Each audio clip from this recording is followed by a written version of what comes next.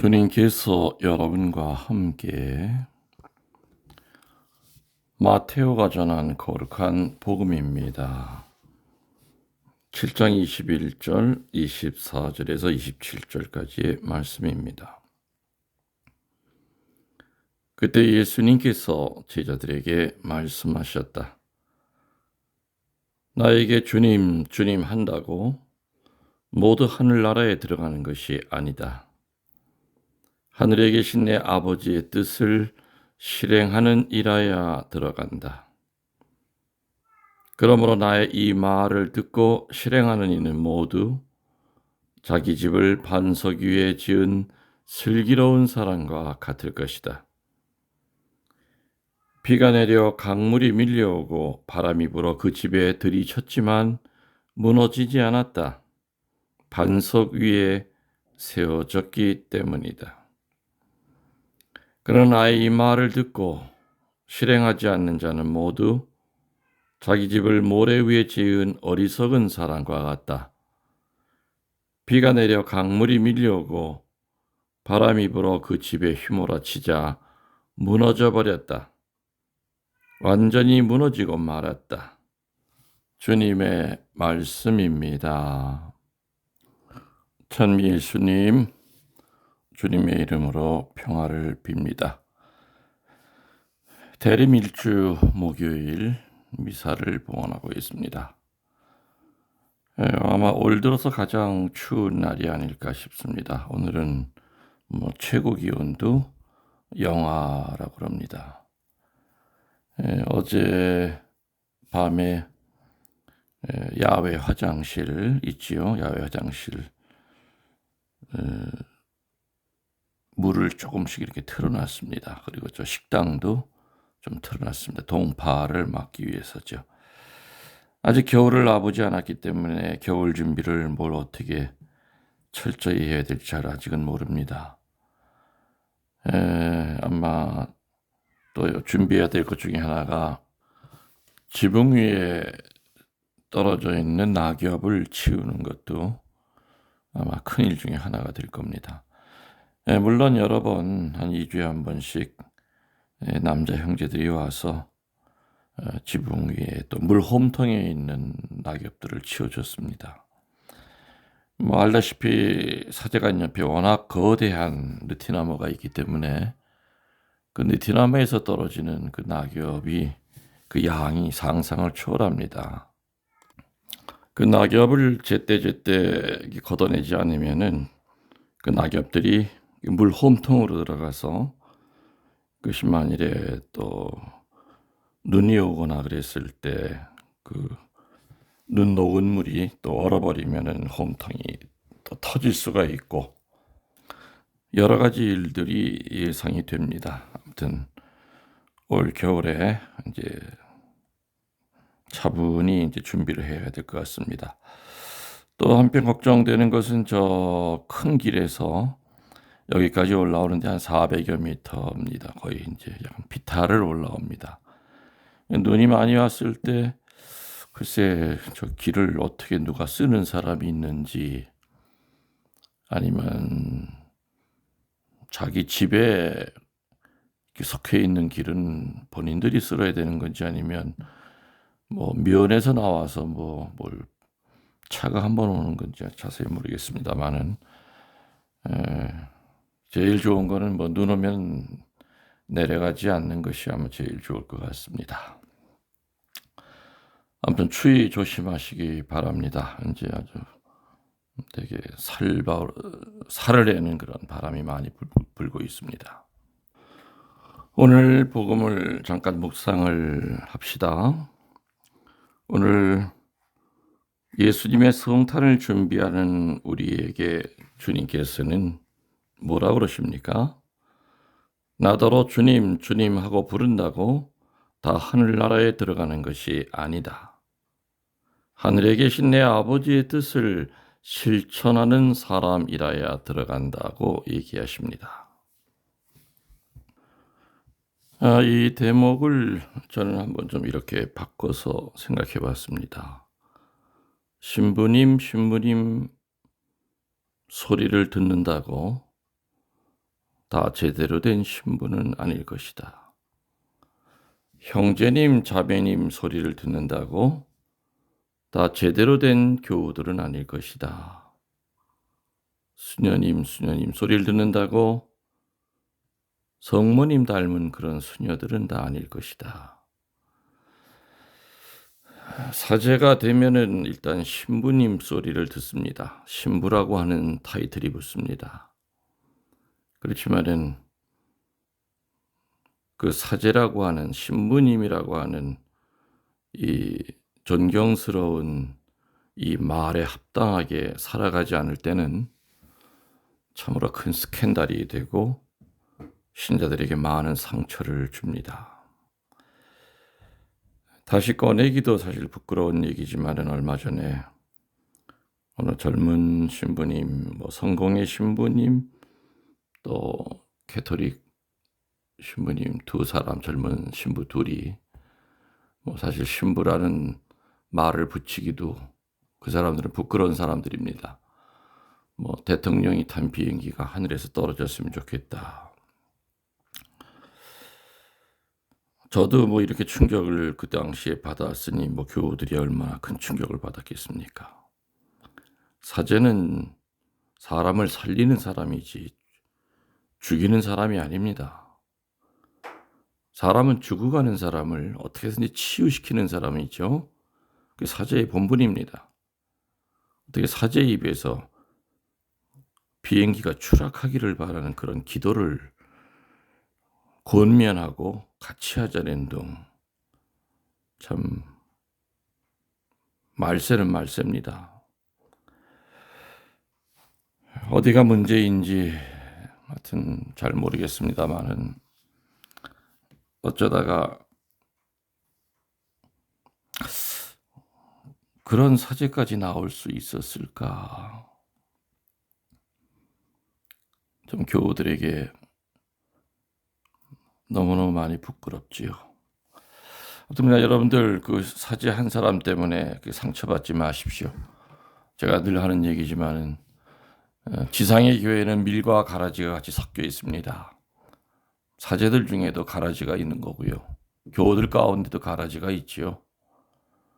고위 성직자들 가운데는 없겠습니까?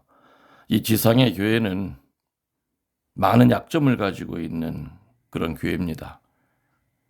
그래서 가라지를 보고 상처를 받다 보면은 하느님을 잃어버립니다. 그래서 너무 마음 아파하지 마시고 또 가톨릭 신자로서의 또 자긍심 또 그것 때문에 잃지 마시고 훨씬 더 많은 대부분의 신부님들이 양들을 살리려고 애쓰고 살아가고 계십니다. 그런 모습에 좀 귀를 기울이셨으면 하는 생각이 듭니다. 주님 부른다고 다 하늘나라에 들어간 것이 아니듯이 신부님 소리 듣는다고 다 사제가 아니라고 그랬습니다. 사제답게 살아야 되겠죠. 하늘에 계신 내 아버지의 뜻을 실천하는 사람이라야 들어간다 이렇게 얘기하고 계십니다. 어느 가정에서든지 부모님들은 자기 자녀들에게 가르치며 일러주는 말씀이 있습니다. 한 예로 밖에 나가서는 행동과 말 조심하고 단정하고 예의를 지켜서 이 부모에게 욕되는 행동하지 말거라. 또 늦게 다니지 말거라 등등. 아마 이런 소리는 잔소리 같지만 남부럽지 않게 자기 자식을 키우고 자녀를 위하여 성숙시키고자 하는 부모님들의 똑같은 마음일 것입니다. 또 자식 입장에서도 마찬가지겠지요.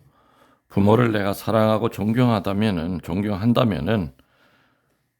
그 부모의 가슴을 애태우게 하는 짓, 또 그 부모에게 무관심한 짓, 이런 것을 하면서 서로 신의를 지키고 산다 이렇게 얘기할 수가 없을 겁니다.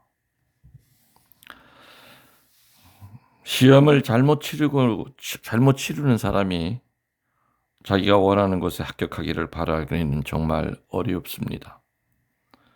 또 능력도 없으면서 어떠한 지위를 갖고자 하는 것도 또한 무리일 겁니다. 오늘 복음에서도 예수님은 이 같은 말씀을 하고 계시죠.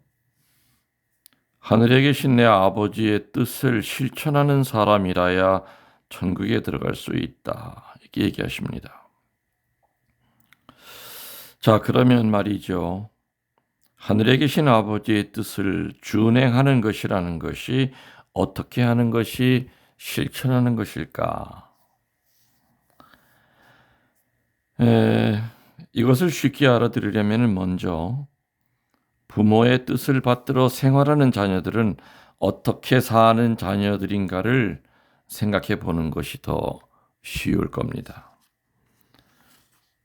즉, 가정에서나 밖에서나 한 인간으로서 또 그 부모님의 가르침대로 자녀답게 처신하고 행동하는 것이 무엇보다도 그 부모님의 마음을 편하게 해드리는 것이고요. 자녀된 도리를 하고자 하는 자세라고 하겠습니다. 그래서 그같이 부모님 모시듯이 주님을 모시는 것, 부모님께 효도하듯이 주님을 공경하는 것, 이것이 바로 무엇보다도 주님의 뜻을 실천하는 것입니다.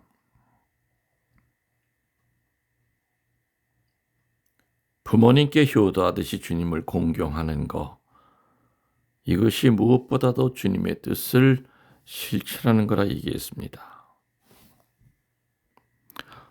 주님의 뜻을 실천하는 것이 바로 주님을 공경하는 것이다. 그럼 구체적으로 뭐겠습니까? 주님의 가르침을 따르는 겁니다.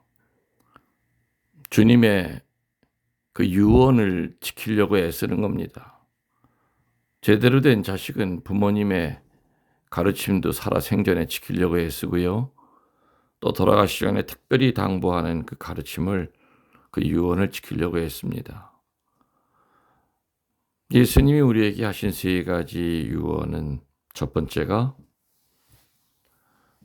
이 세상 끝날까지 복음을 전하라, 이것이 첫 번째입니다.